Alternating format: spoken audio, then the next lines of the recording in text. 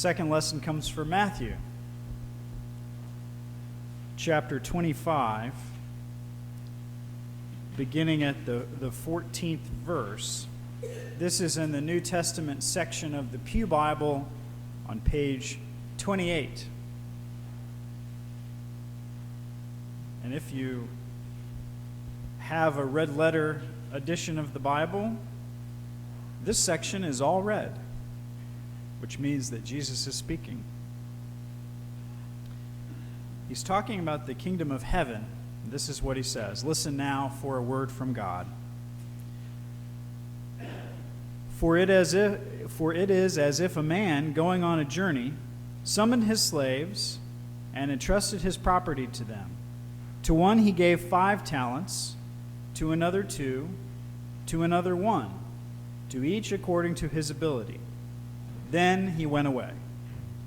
The one who had received the 5 talents went off at once and traded with them and made 5 more talents. In the same way, the one who had the 2 talents made 2 more talents. But the one who had received the 1 talent went off and dug a hole in the ground and hid his master's money. After a long time, the master of those slaves came and settled accounts with them. Then the one who had received the 5 talents came forward, bringing 5 more talents, saying, Master, you handed over to me 5 talents. See, I have made 5 more talents. His master said to him, Well done, good and trustworthy slave. You have been trustworthy in a few things. I will put you in charge of many things. Enter into the joy of your master.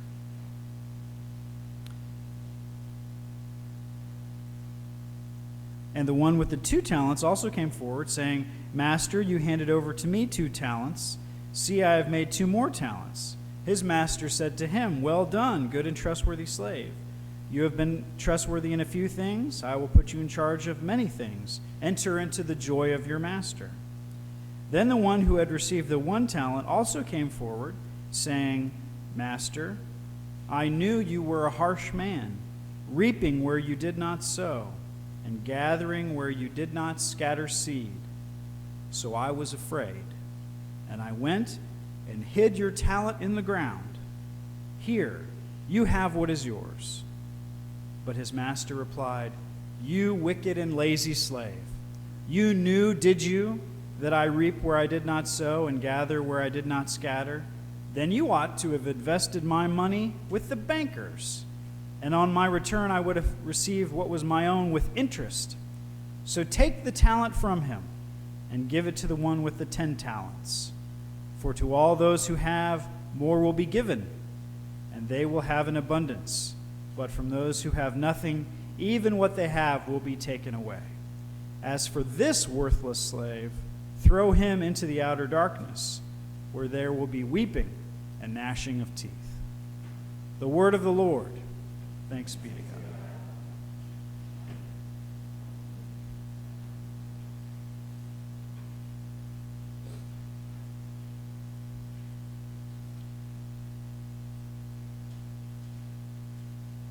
I think I told you that my first job was at Frisch's Big Boy. You may recall the iconic chubby child with the gingham overalls holding a gigantic burger as big as his head. I never had to dress up in that outfit. I'm very thankful. But I started off bussing tables, and after a year or so, I worked my way up to waiting tables. And my best friend at the restaurant's name was Russ. And I first met Russ in 6th grade. He sat behind me in Mrs. Wilson's English class, and I'll be graphic for a moment. You are aware that boys sometimes enjoy belching, and some of them enjoy belching, trying to belch the alphabet.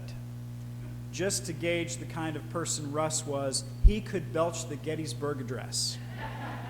So we admired him greatly.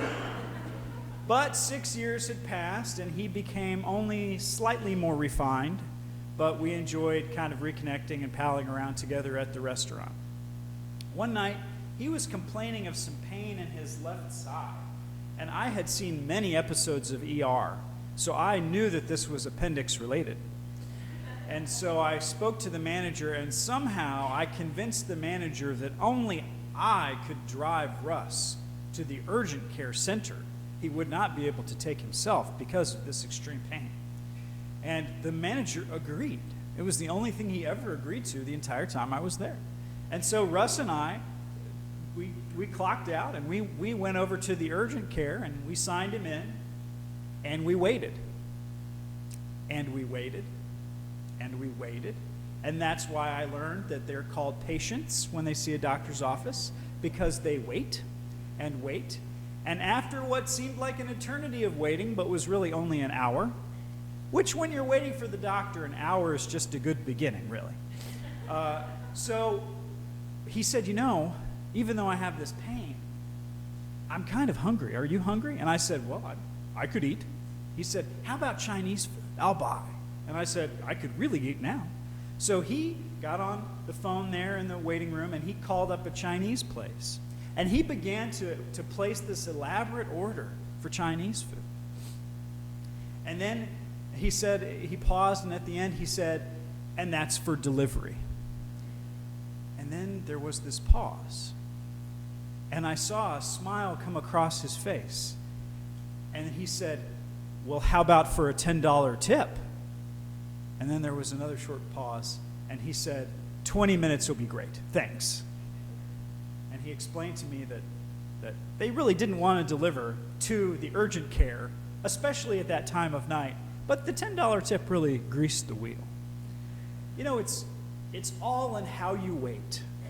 Because we were in the urgent care for another hour, but we had all this Chinese food, and it completely transformed the waiting room. It was a completely different place. It's all in how you wait. Some of us are very good at waiting, and then there's the rest of us. And we could use a lot of help. Some of us, we get bored waiting. Teenagers are the best at this. My favorite lyric from a folk song says, there is a certain cultivated boredom that only teenagers and the French possess. And that's it. Teenagers are bored. Bored to tears. Bored to death. And they'll tell you that phrase that we always say, only boring people are bored. That's not true. You can be extremely exciting as a person and be bored. Or maybe it's not that we get bored. Maybe when we're waiting, we're not bored, but we become distracted. Distracted by the next thing that comes along. Distracted by something shiny. This happens to you if you go to the grocery store with a list that only has one item on it. And it's all the way in the back of the store. You go in and you see something and you pick that up, and you see something else and you pick that up, and you see a third thing that says new, and you say, oh, it's new, and you get that. In the car on the way home, you realize you bought 10 things you didn't need, and you never bought the one thing you did need. Or when you're trying to think about what to do with your life, and you're trying to figure out, and you lay the index cards of your life across the table, all the things that you're good at, and you feel distracted by those many things. You can't lead with one because there's so many. We can become distracted while we're waiting. Or if you're not bored or distracted, you could be like me. You could just be impatient. I've been reading a little bit about St. Francis of Assisi, and he did so much in his life, but he never wrote a lot of stuff. There's a lot written about him, but he never wrote a lot by himself. And he dictated something, though, to one of the brothers once. He said, "Brother Leo, write." And he said, "I'm ready." And Francis said, "Write what true joy is. A messenger comes and says that all the masters in Paris have come into the order. Write, this is not true joy. Or that all the prelates beyond the mountains, or the archbishops, or the bishops, or the king of France, or the king of England have entered into the Franciscan order. Write, this is not true joy. Again, that all my brothers have gone to the non-believers and converted all of them to the faith, and that I have so much grace from God that I heal the sick and perform many miracles.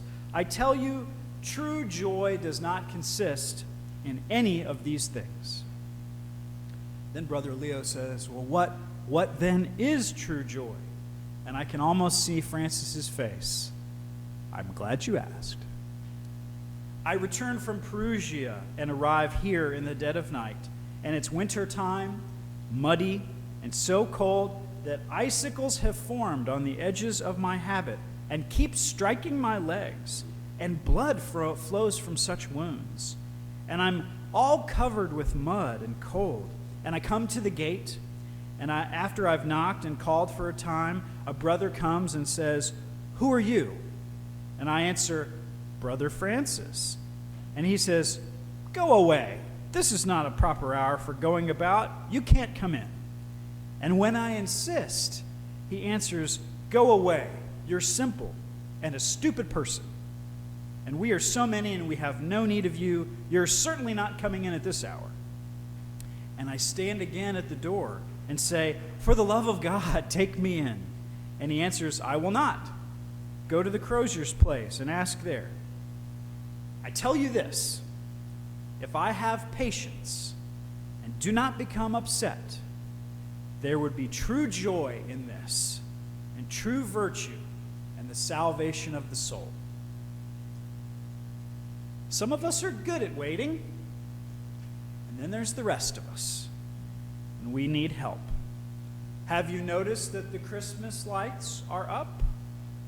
Have you noticed that little Debbie has already brought out her genuine homemade Christmas cakes? Some people have trouble waiting. And so Jesus tells this parable. And it's about many things, but we've heard it so many times that maybe all of that creates a cloud, and we can't hear that it's also about how we might wait more faithfully. Now, you might remember the American Sign Language for parable, and this is the sanctioned moment in the Presbyterian worship service where you're allowed to raise your hands. So it's like this. Feel free to do that if you want. No one's watching it. Parable means thrown alongside. So something in the life of the first hearers, something in our life is compared to or thrown alongside this parable. For the first hearers, they were dealing with the fact that Jesus was going to return, but they weren't sure when. And so they're dealing with that. And Jesus tells the story, as you've heard it read from Matthew, about the master who has much and gives it to the servants to deal with and goes away. Now, a talent, just so you know, a talent is not like we think of talents, like things we're good at. A talent was a weight, usually how much a certain bag of silver weighed, and it was probably 15 to 20 years worth of wages for a servant. So I did a little math. Someone at Taco Bell, minimum wage for 15 years, $200,000. That's probably a little bit generous, but that's what a talent would weigh. So one of them gets a bag of $200,000, one of them gets a bag of $400,000, one of them gets a bag of $2 million, right? Now it's pretty clear that when we read this parable, the master is supposed to be like God or Jesus. The servants are supposed to be like the disciples or the church or us. And whenever I read a parable, I like to ask myself a few questions. What does this parable say about God? What does this parable say about Jesus? What does it say about the church? What does it say about me? And so if we ask, what does this parable say about God or Jesus, we might realize that in this parable we're experiencing a God, we're experiencing a Lord who gives us space, who gives us time. This master is not micromanaging the servants, but has given them a task to do and given them space and time in which to do it. Jesus is not smothering us here, but rather he's teaching us and then giving us room, giving us space. And if we ask what this parable tells us about ourselves or about the church, we experience freedom in this time and in this space in which to act. So maybe another way of thinking about this is that God has given us time and space to wait faithfully, and in that waiting we have the freedom to act faithfully. Waiting faithfully means acting faithfully. Acting faithfully happens when we wait faithfully. The person in the parable with the biggest problem is the third servant. You caught on to that because the third servant does nothing at all. No risking, no trying, no choices are made, and making no choice is making a choice. Locked up in fear, the third servant can do nothing at all. And it's pretty clear from Matthew's point of view and from Jesus' point of view that we are to wait faithfully, which means we need to act. We need to make a choice. We need to risk something. That's what it means to be a trustworthy servant. Again, on his deathbed, St. Francis of Assisi said to his brothers, "I have done what was mine to do.